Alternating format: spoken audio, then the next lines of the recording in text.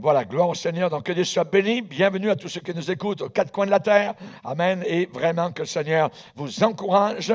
Hein, et on salue particulièrement donc les Français. Amen. La France. Amen. Que Dieu les bénisse là-bas au travers de l'Atlantique. Amen. Et donc, vous qui nous écoutez attentivement donc au travers de la terre. Le message aujourd'hui, je serai avec ta bouche. Nous allons aller dans l'évangile de Matthieu, chapitre 10. Matthieu, chapitre 10. Et nous allons lire quelques versets dans ce passage à partir du verset 16. Matthieu chapitre 10 et au verset 16. C'est Jésus qui parle et qui déclare: « Voici, je vous envoie comme des brebis au milieu des loups. Soyez donc prudents, comme les serpents et simples comme les colombes. Mettez-vous en garde contre les hommes, car ils vous livreront aux tribunaux et ils vous battront de verges dans leurs synagogues, leurs lieux religieux. Vous serez menés à cause de moi devant des gouverneurs et devant des rois pour servir de témoignage à eux et aux païens. Mais quand on vous livrera, ne vous inquiétez ni de la manière dont vous parlerez, ni ce que vous direz. Ce que vous aurez à dire vous sera donné à l'heure même. Car ce n'est pas vous qui parlerez, c'est l'Esprit de votre Père qui parlera en vous. » Amen. Seigneur, nous te bénissons pour ce passage que nous venons de lire. Nous te remercions de nous avertir. Donne-nous la prudence. Donne-nous la simplicité, Seigneur. Nous avons besoin, Seigneur, de continuer cette marche de victoire en marchant sur les serpents, les scorpions, toute la puissance de l'ennemi. Et nous savons très bien que rien ne pourra nous nuire, car nous sommes plus que vainqueurs. Et nous te suivons, Seigneur, toi le victorieux et le triomphateur du monde. Merci pour la foi que tu as déposée dans nos cœurs, cette foi qui triomphe du monde. Veuille bénir, Seigneur, particulièrement tous ceux et celles qui nous écoutent par la télévision aux quatre coins de la planète. Au nom puissant de Jésus-Christ. Amen. Et tout le peuple dit Amen. Gloire à Dieu. On peut s'asseoir, frères et sœurs. Alléluia. Je serai avec ta bouche. Et ici, particulièrement dans le passage que nous venons de lire, le Seigneur déclare de ne pas s'inquiéter de ce que nous aurons à dire. Parfois, on a été dans certaines situations et on s'est dit, bon, qu'est-ce que je vais dire? Comment je vais me dépatouiller de cette situation? Si vous êtes rempli de Dieu, si vous êtes rempli du Saint-Esprit, alors ne vous inquiétez pas. Jésus a dit, ne vous inquiétez ni de la façon, ni de la manière dont vous parlerez, ni de ce que vous direz. Ce que vous aurez à dire. Ce que vous aurez à dire vous sera donné à l'heure même. Parce que ce n'est pas vous qui parlerez, mais ce sera l'Esprit de Dieu qui va parler au travers de votre bouche. David, à la fin de sa vie, lui qui avait marché des années avec Dieu, et bien qui avait écrit des psaumes merveilleux, pouvait dire « L'Esprit de Dieu parle par ma bouche ». Et il ne le disait pas avec orgueil, il le disait avec une humilité profonde, parce qu'il reconnaissait que Dieu l'habitait, que Dieu résidait en lui, et que le Saint-Esprit avait été avec lui au travers des années. On sait particulièrement qu'un jour, Dieu s'est manifesté en plein désert à un berger. Un simple berger, ça faisait 40 ans qu'il était là, et il s'appelait Moïse. Donc, on a entendu parler de cette rencontre de Dieu avec Moïse dans ce buisson brûlant, ce buisson ardent, et au travers du buisson, Dieu, audiblement, a parlé à Moïse, et il lui a donné le mandat de conduire Israël en dehors de l'esclavage d'Égypte.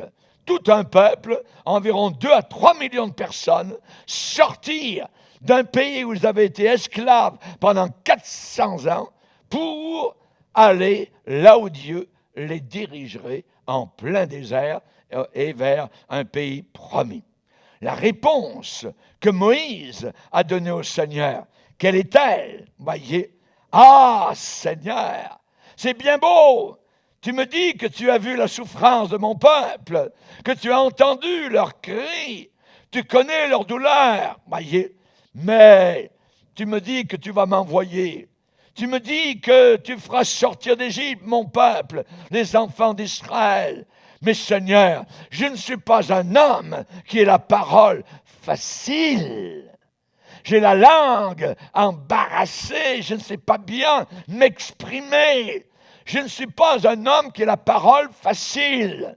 Et ce n'est ni d'hier, ni d'avant-hier, ni même depuis que tu parles à ton serviteur, car j'ai la bouche et la langue embarrassées. J'ai la bouche et la langue embarrassées.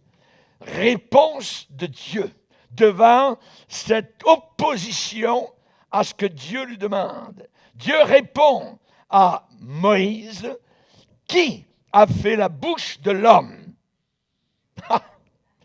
Qui a fait la bouche de l'homme?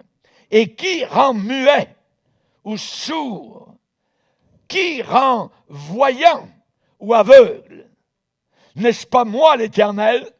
Va donc, Moïse, et je serai avec ta bouche. Je serai avec ta bouche.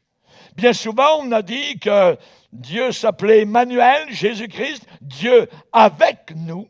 Mais ici, c'est encore plus précis. C'est Dieu avec notre bouche. Dieu avec notre bouche. Et nous allons voir cela, qui est d'une importance capitale dans nos vies personnelles. Je serai avec ta bouche et je vais t'enseigner ce que tu auras à dire. Et encore là, malgré ce que Dieu dit à Moïse, Moïse répond en disant encore, « Ah Seigneur, envoie qui tu voudras envoyer. Envoie quelqu'un d'autre. Envoie quelqu'un d'autre. Je ne suis pas qualifié donc pour ce travail-là. » Moïse persiste devant le Seigneur. Envoie qui tu voudras envoyer. Envoie quelqu'un d'autre. Pas moi. Il ne veut pas bouger. Même si c'est Dieu qui lui parle. Au milieu d'un buisson, imaginez. Et c'est là, avec Moïse, où la plupart de ceux qui sont loin de Dieu trébuchent et parfois tombent. Nous limitons Dieu dans ce domaine-là. Quel domaine? Le contrôle de nos bouches. Je serai avec ta bouche. Fois après fois, Dieu a montré à Moïse sa puissance. Mais voilà que Moïse est craintif, il est timoré, il est indécis, il hésite. Pourtant, Dieu va montrer à Moïse qu'il est capable de changer de l'eau en du sang. Que Dieu est capable d'arrêter tout un pays, tout le rouage commercial, économique de toute l'Égypte, arrêté, stoppé par la main du Dieu Tout-Puissant, en envoyant des plaies contre l'Égypte. Moïse va voir une mer qui s'ouvre devant lui, avec des murailles d'eau qui tiennent toutes seules, debout, par la puissance de Dieu, imaginez. Et cependant, et malgré cela, et en dépit de cela, Moïse n'arrivait pas à croire que Dieu pouvait être avec sa bouche. Que Dieu pouvait être avec sa bouche pour diriger ses paroles, pour diriger ses déclarations, pour diriger et contrôler sa langue, son parler. Va donc, Moïse, je serai avec ta bouche et je vais t'enseigner ce que tu auras à faire et à dire. Moïse voyait visiblement des miracles sous ses yeux qu'il pouvait voir, mais il n'arrivait pas à voir la puissance de Dieu sur sa langue. J'ai la langue embarrassée. Je ne sais pas parler. Moïse est têtu. Moïse a plaidé, Seigneur, envoie qui tu voudras. On sait que lorsque Dieu a appelé un jour un jeune homme, appelé Jérémie, le Seigneur va lui dire, avant que tu sois formé dans le ventre de ta maman, je te connaissais. Avant que tu sois sorti de son sein, je t'avais consacré, établi, porte-parole devant les nations. Et réponse de Jérémie, un peu comme Moïse. Ah, Seigneur. C'est toujours des ah. Ce sont toujours, comme Moïse, des exclamations. Ah, Seigneur. Et Jérémie, c'est la même chose. Ah.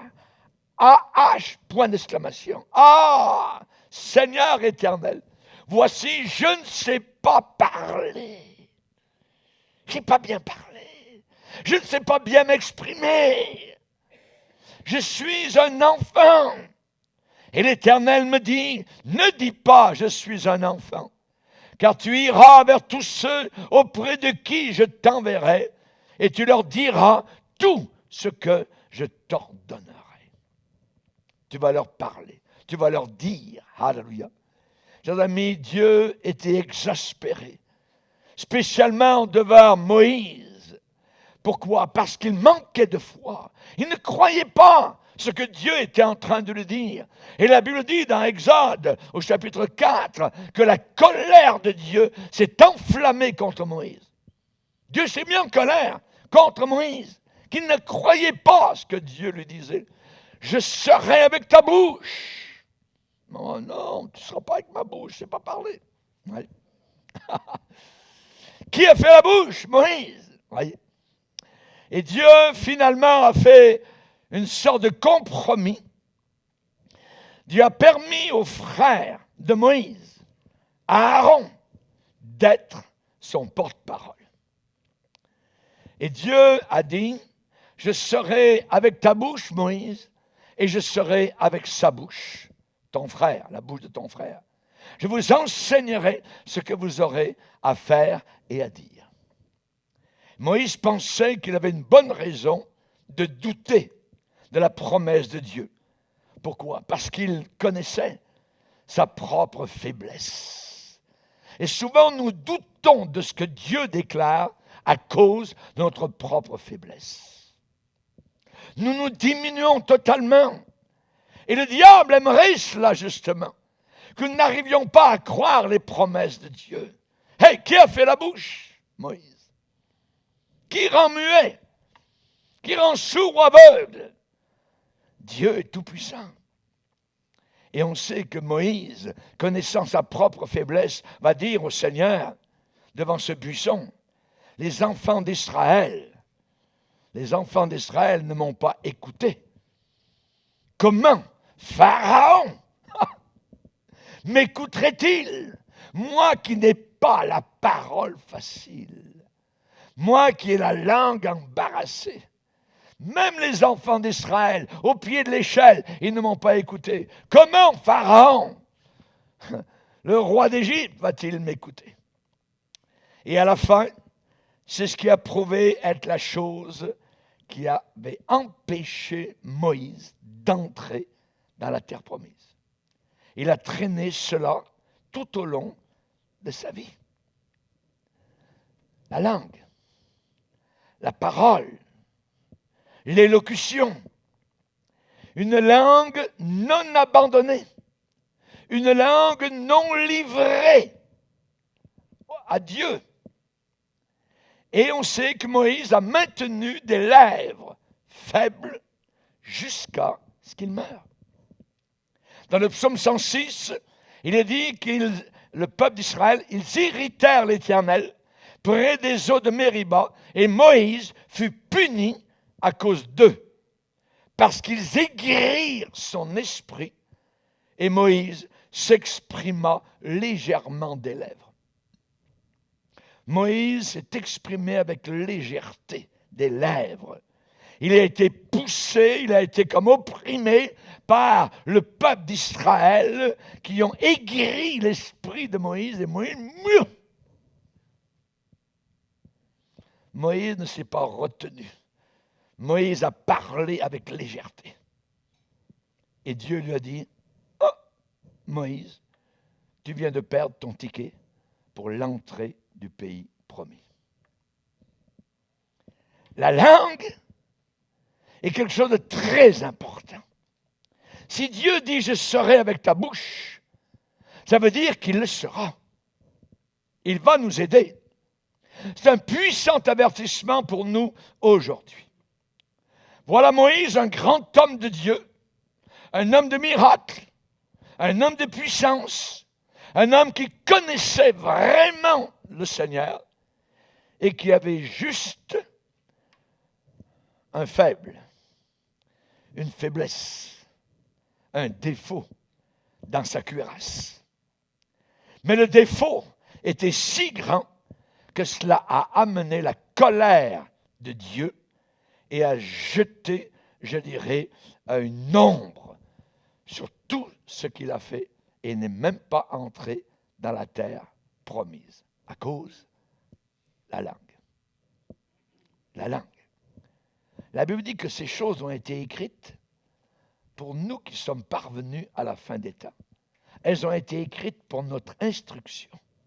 Ça veut dire qu'il y a une leçon à apprendre au travers de cela. Dieu s'attend à ce que nous tirions leçon du manque de foi de Moïse lorsque Dieu l'a appelé. Je serai avec ta bouche. Non, tu ne seras pas avec ma bouche. J'ai la langue trop faible, ainsi de suite. Il a mis, je dirais, en doute ce que Dieu lui avait promis. Dans le Nouveau Testament, nous avons le même principe. Jésus a envoyé ses disciples, comment? Comme des brebis au milieu des loups. Nous l'avons lu, le passage, dans Matthieu chapitre 10, voyez. Et Jésus les a avertis qu'ils devaient s'attendre à de l'opposition, que les brebis devaient s'attendre à de la persécution contre eux. Mais ils ne devaient pas avoir peur, parce qu'ils avaient le commandement de répandre l'Évangile, et la promesse était que Dieu serait avec leur bouche. Dieu serait avec leur bouche. Ne vous inquiétez pas ni de la manière dont vous parlerez, ni de ce que vous direz, ce que vous aurez à dire. Parce qu'il va falloir qu'on parle, à un moment donné ou à un autre. Le Seigneur a dit un jour à l'apôtre Paul, parle, parce que j'ai un peuple nombreux dans cette ville. Ne te tais pas, parle. Ne vous inquiétez pas de la manière dont vous parlerez, ni de ce que vous direz, parce que ce que vous aurez à dire vous sera donné. À l'heure même, au moment précis, vous en aurez besoin. Pourquoi? Comment ça se fait? Parce que vous êtes habité par le Saint-Esprit. Et celui qui parlera, ce n'est pas vous qui parlerez, mais l'Esprit de votre Père qui parlera en vous. Alléluia. Au travers de vous. Alléluia. Matthieu 10, nous avons lu ce passage. On va lire dans Luc 21. Il y a quelques variantes de ce même passage dans Luc 21, au verset 14. Où il est dit, mettez-vous donc dans l'esprit. Ça veut dire, enfoncez-vous ça dans le crâne. Mettez-vous donc dans l'esprit de ne pas préméditer votre défense. Car je vous donnerai une bouche et une sagesse à laquelle tous vos adversaires, tous vos ennemis, « ne pourront résister ou contredire. » Donc le Seigneur promet la même chose qu'il a dit à Moïse et à Jérémie. Je vous donnerai une bouche et une sagesse à laquelle tous vos adversaires ne pourront résister. Est-ce qu'il y a un exemple, pasteur, dans la Bible, où l'on voit cette chose-là qui est arrivée? J'aimerais bien voir un exemple. Je vais vous donner l'exemple. Allez dans Actes des Apôtres. Actes des Apôtres.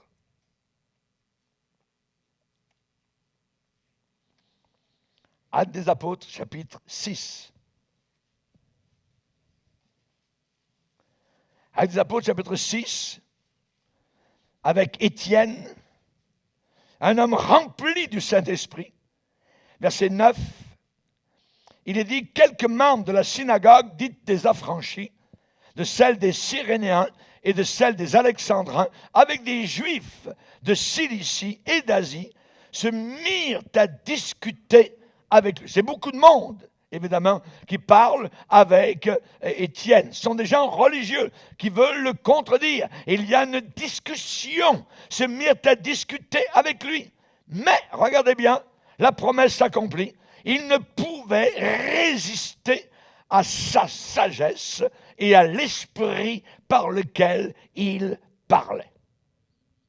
Il n'arrivait pas à résister à ce que Étienne déclarait. Parce qu'Étienne était rempli du Saint-Esprit et Dieu, en lui, a toujours raison et est capable de démontrer la vérité de l'erreur. Amen. Alléluia. Gloire au Seigneur. Donc on sait que ces disciples, les disciples du Seigneur, envoyés par le Seigneur pour annoncer l'Évangile, eh bien, ne devaient pas prêcher l'Évangile ou répondre à leurs critiques dans leurs propres mots, mais laisser le Saint-Esprit parler à leur-même pour répondre à ces gens-là qui voulaient contredire. Voyez. Et qu'est-ce qui sortirait de cette bouche? Qu'est-ce qui sortirait de cette fontaine? Qu'est-ce qui sortirait de cette source? Eh bien, ça serait des paroles de puissance, des paroles de sagesse, des paroles promises par le Seigneur. Ça vous est déjà arrivé, j'imagine. Vous avez témoigné à quelqu'un, vous dites, hey, je m'écoutais parler, c'était merveilleux ce que j'étais en train de dire. Je m'étonnais moi-même ce qui sortait. Et c'était vraiment la réalité. C'est l'Esprit de Dieu, donc, qui a parlé à certaines occasions, donc, pour répandre l'Évangile autour de vous et pour convaincre, donc, les autres. Amen. Des mots d'esprit, des mots, des paroles du Saint-Esprit tombant de lèvres dirigées par le Saint-Esprit. Le Seigneur a dit à Jérémie, je veux que ma parole dans ta bouche soit du feu. Soit du feu. Et ce peuple soit du bois. Le feu et le bois, qu'est-ce que ça fait? Ça brûle. Et que ce feu les consume. Alléluia! Dieu veut que nous soyons des flammes de feu, que du feu sorte littéralement de notre cœur. Je veux que ma parole dans ta bouche soit du feu, amen, et non pas lettre morte. Dieu a dit à Jérémie, chapitre 15, verset 19, il y a des conditions, évidemment, pour réaliser cette chose merveilleuse, donc d'avoir des paroles d'esprit. Dieu a dit à Jérémie, si tu te rattaches à moi, je te répondrai et tu vas te tenir devant moi. Deuxième si tu sépares ce qui est précieux, ce qui a du prix, si tu le sépares de ce qui est vil, de ce qui est sale, de ce qui est impur, tu seras comme ma bouche. Oh! Tu seras comme ma bouche. Si tu te rattaches à moi, si tu t'attaches à moi, si tu sépares la pourriture de la pureté, de ce qui est propre, de ce qui est précieux, alors tu seras comme ma bouche. À la Pentecôte, qu'est-il arrivé? À la Pentecôte, vous savez que le Saint-Esprit est descendu sous une forme de flamme, avec un vent impétueux qui a rempli toute la salle où les 120 étaient réunis. Et c'était un moment très particulier. Le Saint-Esprit était avec la bouche des disciples et il leur fut donné ce qu'ils devaient dire. La Bible dit qu'ils furent tous remplis du Saint-Esprit et ils commencèrent à parler selon que l'Esprit leur donnait de s'exprimer. Ça veut dire que le Saint-Esprit a pris un contrôle complet de leur bouche. Contrôle total. Et ces gens-là, remplis du Saint-Esprit, ont déclaré, ont dit uniquement ce que Dieu voulait qu'il soit dit. Amen. Et qu'est-ce qui a été dit? Les païens ont dit, comment les entendons-nous parler des merveilles de Dieu? Des merveilles de Dieu. Dieu veut être glorifié. Dieu veut que notre cœur sorte ses merveilles. Il veut que l'on glorifie ce Dieu merveilleux et unique. Alléluia. Ouvre ta bouche et je la remplirai. Alléluia. Ouvre ta bouche. Trop de chrétiens ont la bouche fermée. Ouvre ta bouche et je la remplirai. Si c'est rempli dans le cœur, ça va être rempli dans la bouche. Il y a un élément de communication, les vases communicants entre le cœur et la bouche. Les langues inconnues, eh bien, n'ont pas été le centre, je dirais, de cette expérience de la Pentecôte. C'est vrai, mais ce n'est pas uniquement cela. C'était de voir 120 chrétiens et chrétiennes remplis de Dieu, découvrant que Dieu était dans leur bouche. Je serai avec ta bouche. À la Pentecôte, 120 bouches étaient remplies de Dieu, remplies du Seigneur. Et ça a été une gloire merveilleuse que les disciples ont expérimenté, d'une sorte d'extase, pas uniquement des langues nouvelles, mais l'Esprit de Dieu parlant au travers d'eux. L'Esprit de Dieu parlant au travers de leur bouche. Le Saint-Esprit pouvait avoir parlé avec des langues nouvelles ou vieilles, pas grave. Le Saint-Esprit pouvait avoir parlé avec des langues d'hommes ou d'anges, des langues connues ou des langues inconnues, mais ce n'était pas la vraie signification de la Pentecôte. Voyez? Ce n'est pas la sorte de langue qu'il parlait qui était important, mais comment Dieu parlait en utilisant des lèvres de chrétiens qui étaient réunis dans cette salle. Chers amis, comment Dieu pouvait-il accomplir ce miracle glorieux? Alléluia. Quand Pierre a commencé à prêcher le jour de la Pentecôte, Dieu était avec sa bouche. Il parlait sous l'onction de Dieu. Il pouvait citer des passages de Joël, le psaume 16. Il pouvait citer des passages quasiment assez nombreux de la parole de Dieu, jusqu'au moment où les gens, la foule qui écoutait, disaient « Que devons-nous faire? Que faire ?» Ils étaient littéralement touchés par la veille de la prédication de la parole de Dieu qui avait pénétré leur cœur. La Bible a ce mot, ils eurent le cœur touché au vif. Et ce n'était pas Pierre, c'était l'Esprit de Dieu au travers d'un canal humain appelé l'apôtre Pierre. Alléluia. On comprend pourquoi plus tard les chrétiens, devant la persécution, disent « Seigneur, donne à tes serviteurs d'annoncer ta parole avec une pleine assurance et qu'il se fasse des miracles, des prodiges, des guérisons par le nom de Jésus-Christ. » Alléluia. Donne à tes serviteurs d'annoncer ta parole avec fermeté, avec force et avec puissance. Alléluia. Chers amis, mon cœur crie encore aujourd'hui. Parle, Seigneur. Parle au travers de lèvres humaines, de lèvres tremblantes peut-être, mais que nous puissions croire cette promesse que tu as faite à Moïse et à Jérémie. Je serai avec ta bouche. Alléluia. Je serai avec ta bouche. Parle, Seigneur. ton serviteur écoute. Alléluia. À un endroit, dans une ville, les disciples, dans les Actes des Apôtres, ont parlé. Et la Bible dit, ils parlèrent de telle manière qu'un grand nombre de gens furent convertis à l'Évangile. Ils parlèrent de telle manière. Seigneur, donne-nous cette manière. Je ne veux pas la manière morte de prédicateurs qui n'ont pas l'Esprit de Dieu, de prédicateurs qui ne sont pas sauvés, ou de prédicateurs homosexuels.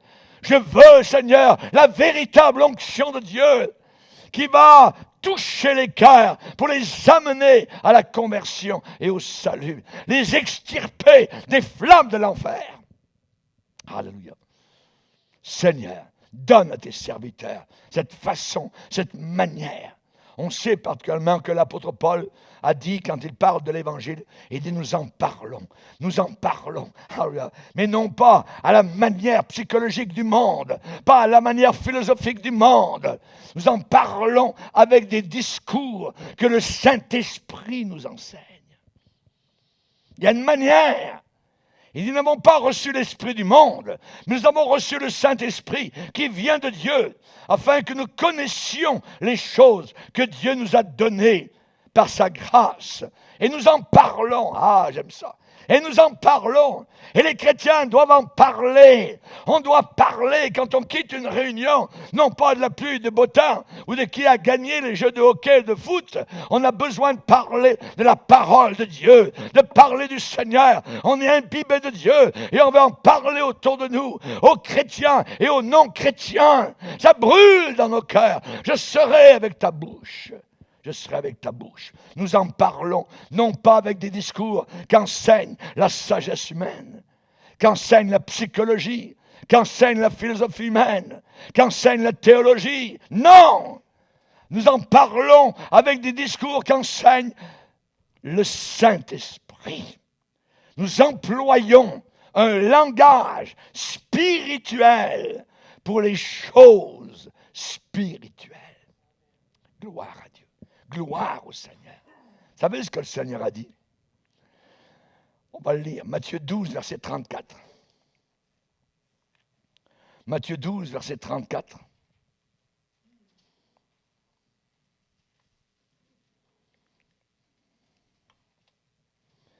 Il va dire, race de vipères. Maille. Race de vipères. Hier, on était dans un magasin avec mon épouse, puis c'était une bouteille de vin qui était entourée par un serpent. Il dit, regarde ça, c'est bien. Satan connaît comment élever son produit. Il a dit, race de vipères, comment pourriez-vous dire de bonnes choses, méchants comme vous l'êtes? Car c'est de l'abondance du cœur que la bouche parle. Quand la bouche parle, elle va dire, la bouche, ce qui est dans le cœur. C'est de l'abondance du cœur que la bouche parle. L'homme bon tire de bonnes choses de son bon trésor. Et l'homme méchant tire de mauvaises choses de son mauvais trésor. Je vous le dis, au jour du jugement, les hommes rendront compte de toute parole vaine qu'ils auront proférée. Car par tes paroles, tu seras justifié, et par tes paroles, tu seras condamné. La bouche est très importante. Comment pourriez-vous dire de bonnes choses, méchants comme vous l'êtes? C'est de l'abondance du cœur que la bouche parle. Voyez? J'aimerais vous rappeler que Jacques, dans son épître, a parlé de long en large de la langue. Il a parlé de la bouche. Et on va aller faire un tour dans Jacques, chapitre 3. Jacques, chapitre 3. Et au verset 11, il va dire, la source, la fontaine, fait-elle jaillir par la même ouverture l'eau douce et l'eau amère? La réponse est non. Un figuier, mes frères, peut-il produire des olives ou une vigne des figues? de l'eau salée ne peut pas non plus produire de l'eau douce. C'est impossible. Donc nous avons là une condition morale impossible. Impossible. Ça veut dire quoi? Ça veut dire une personne vraiment spirituelle, remplie du Saint-Esprit, ne peut pas parler mal. Je répète, une personne vraiment spirituelle ne peut pas parler mal. Jacques va dire, un peu en avant, verset 8, la langue, aucun homme ne peut la dompter. C'est un mal qu'on ne peut réprimer. Elle est pleine d'un venin. D'un venin. Raison pour laquelle le Seigneur a traité certaines personnes de vipères. Parce qu'ils ont des venins dans la langue, dans la bouche. Il dit, la langue est pleine d'un venin mortel. Full of deadly poison. La langue, race de vipères, sépulcre blanchi, a dit le Seigneur à des gens religieux. Voyez, la langue, où est-elle contrôlée? Par où est-elle contrôlée? La langue est contrôlée par le cœur. La langue est contrôlée par le cœur. C'est de l'abondance du cœur que la bouche parle. Ce qu'il y a dans le cœur, ça va sortir un jour ou l'autre. Tu vas le dire. Donc, Jacques parlait de chrétiens qui avaient encore les lèvres embarrassées. Les lèvres incirconcises sont des gens qui bénissent Dieu, qui louent le Seigneur hautement, mais cependant, ils parlent encore contre un frère ou contre une sœur. Voyez? De la même bouche sortent la bénédiction et la malédiction. De la même bouche. Jacques va dire, frère, il ne faut pas qu'il en soit ainsi. Il ne faut pas qu'il en soit ainsi. En d'autres mots, cela arrive, mais ce n'est pas selon les Écritures. Ce n'est pas selon les Écritures. Où est le problème? Le problème est à la source. Le cœur. Le cœur. Ce n'est pas du tout, absolument pas le plan du Seigneur que votre langue soit hors contrôle. Ce n'est pas du tout le plan de Dieu que nous offensions avec notre langue. Le Seigneur a dit, si quelqu'un offensait l'un de ses petits, mieux vaudrait avoir cette personne attachée à son cou une pierre d'une meule et qu'il soit jeté au fond de la mer. Offenser un des petits du Seigneur. Donc c'est important, ce qui sort de notre langue. Y a-t-il une solution? Y a-t-il un échappatoire à cette condition morale impossible? Eh bien, c'est simple, il faut être changé radicalement. Il faut être changé radicalement.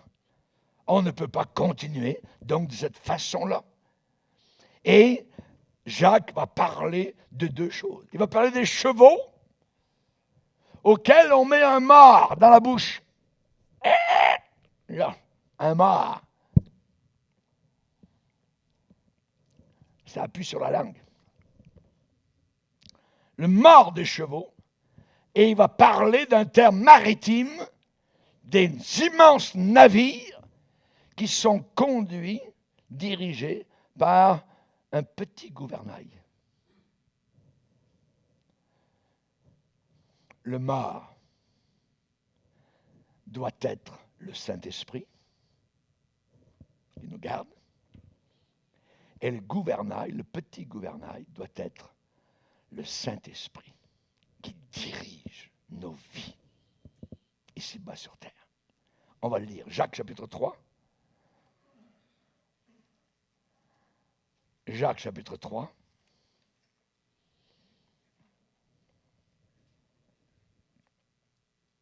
Le verset 3. Jacques 3, verset 3. Si nous mettons le mort dans la bouche des chevaux pour qu'ils nous obéissent. Nous dirigeons aussi leur corps tout entier. Voici même les navires qui sont si grands et que poussent des vents impétueux sont dirigés par un très très très petit gouvernail au gré du pilote. Ici, dans les deux exemples que le Saint-Esprit nous donne, il y a le mot diriger. Diriger, c'est un verbe d'action. Nous dirigeons le corps tout entier des chevaux. Et les navires sont dirigés par un petit gouvernail. Donc, le mât dans la bouche des chevaux est le grand timonier qui tourne la barre de notre bateau. Le gouvernail, c'est le Saint-Esprit, dans les deux cas. Si vous ne savez pas ce que c'est que d'avoir le mât du Saint-Esprit dans la bouche, vous êtes encore sauvage. Vous êtes encore cheval sauvage, hors de contrôle, en ce qui concerne vos paroles. Et le Saint-Esprit nous montre aujourd'hui le sérieux de cette chose. Et il y a trois choses que j'aimerais vous dire aujourd'hui qui m'impressionnent par rapport à cela. La première, s'il y a de la souillure avec ma langue, tout mon corps est souillé. Tout le corps est sali. S'il y a de la souillure sur ma langue, avec ma langue, mes paroles, mes discours, tout mon corps est sale. Regardez ce qu'on a lu tout à l'heure. Vous ne l'avez peut-être pas remarqué. Verset 6. La langue aussi est un feu. C'est le monde de l'iniquité. La langue est placée parmi nos membres, souillant. On l'a là.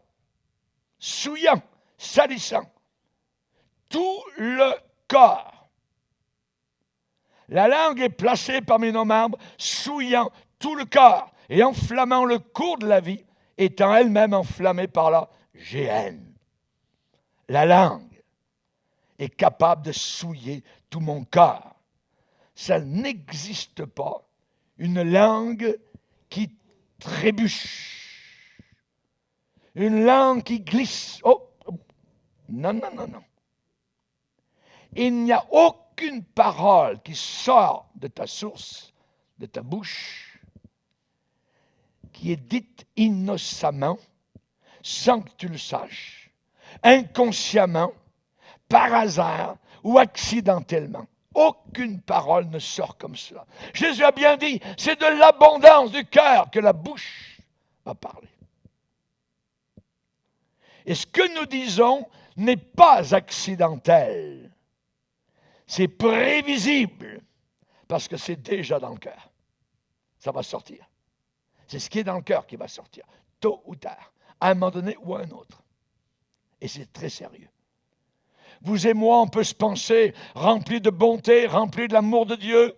On peut penser que quand nous parlons mal de quelqu'un, c'est juste accidentel. Non, ça n'arrive jamais de façon accidentelle. Dieu nous dit que ça fait déjà longtemps que c'était à l'intérieur du puits, dans le cœur. Et un jour, c'est sorti. Jacques va dire, c'est ainsi qu'il y a dans votre cœur un zèle amer, un esprit de dispute. Ne vous glorifiez pas, ne mentez pas contre la vérité. Cette sagesse n'est pas celle qui vient d'en haut, mais c'est celle qui est de la terre, elle est charnelle, elle est diabolique. La Bible enseigne qu'il y a une certaine sagesse qui est diabolique. Car là où il y a un zèle amer, il y a un esprit de dispute, il y a du désordre. et toutes sortes de mauvaises actions. Jacques chapitre 3, et du verset 13 au verset 16. C'est le résultat direct des conflits qu'il y a à l'intérieur d'un cœur.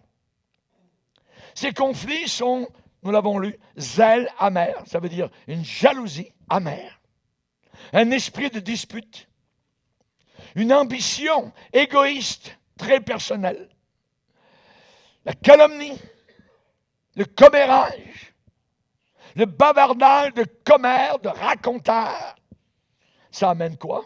Des dissensions. Des dissensions. Vous savez, les gens qui rapportent à tort et à travers, ça divise des amis. Des gens qui auparavant étaient vraiment ensemble, s'aimaient bien, et là, le rapporteur arrive, et les amis sont divisés. C'est ce que la Bible dit. Faisons attention. L'amertume, la rébellion,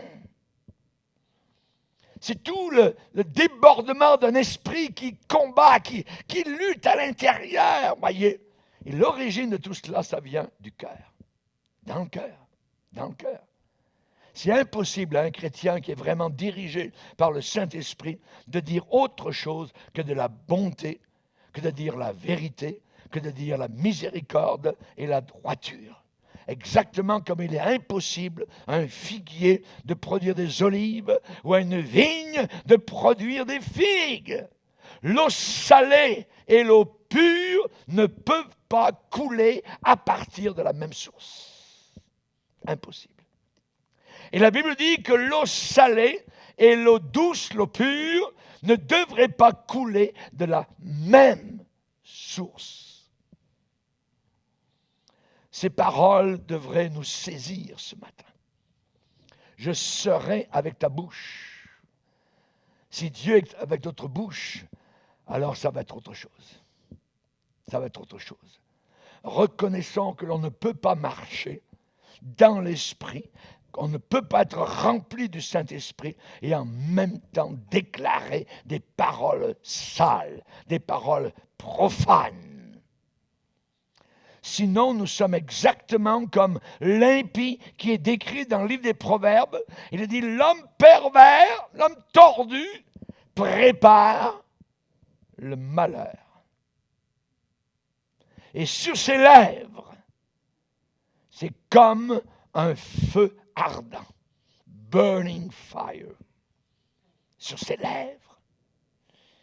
Il creuse le malheur. L'homme pervers, les lèvres de l'homme pervers creusent sa tombe.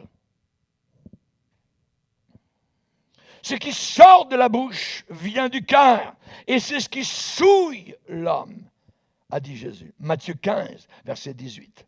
Ne pensez pas un seul instant que les disciples à la Pentecôte qui ont parlé sous l'influence du Saint-Esprit et qu'ils ont parlé uniquement parce qu'ils étaient en extase et ensuite ça a passé et qu'ils n'ont plus, parlé comme cela par après sous l'influence du Saint-Esprit.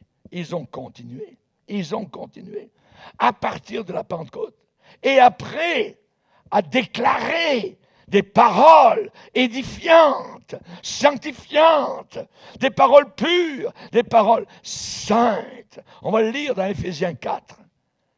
Éphésiens 4.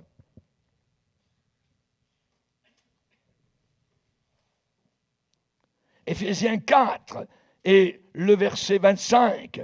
Il est dit, c'est pourquoi renoncez aux mensonges. Est-ce que ça existe des chrétiens qui se mentent les uns aux autres? Oh oui! La Bible dit renoncez aux mensonges. Et que chacun de vous parle selon la vérité à son prochain. Car nous sommes membres les uns des autres. Verset 29, regardez bien, 29. Éphésiens 4, 29. Qu'il ne sorte de votre bouche aucune parole mauvaise. Mais s'il y a lieu, quelques bonnes paroles qui servent à l'édification et communiquent une grâce à ceux qui l'entendent. Amen. Alléluia. Gloire à Dieu. Paul n'a jamais dit qu'une langue indisciplinée, qu'une langue hors de contrôle, c'était une faiblesse. Vous voyez, à essayer de vaincre. Paul n'a jamais dit qu'une langue indisciplinée, c'était une fragilité de la chair à supporter, à endurer. Non! Paul a dit c'est inexcusable dans n'importe quelle circonstance. Donc c'est la première chose. On va voir encore deux choses ce soir. Que Dieu soit béni. Seigneur, nous te bénissons et te glorifions de nous parler. Sois avec notre bouche, Seigneur. Remplis notre cœur du Saint-Esprit. Aide-nous, Seigneur, à enlever les épines, les ronces de nos cœurs, de nos âmes, Seigneur. Que nous puissions être changés radicalement par le Saint-Esprit. Comme tu l'as dit à Moïse et à Jérémie, je serai avec ta bouche. Sois avec notre bouche, Seigneur. Nous voulons non pas la sagesse diabolique de ce monde autour de nous, mais nous voulons la sagesse de Dieu, celle d'en haut, celle qui vient de toi, toi le Père des Lumières. Merci Seigneur, dans le nom puissant de Jésus. Amen. Et tout le peuple dit Amen. On va se lever ensemble.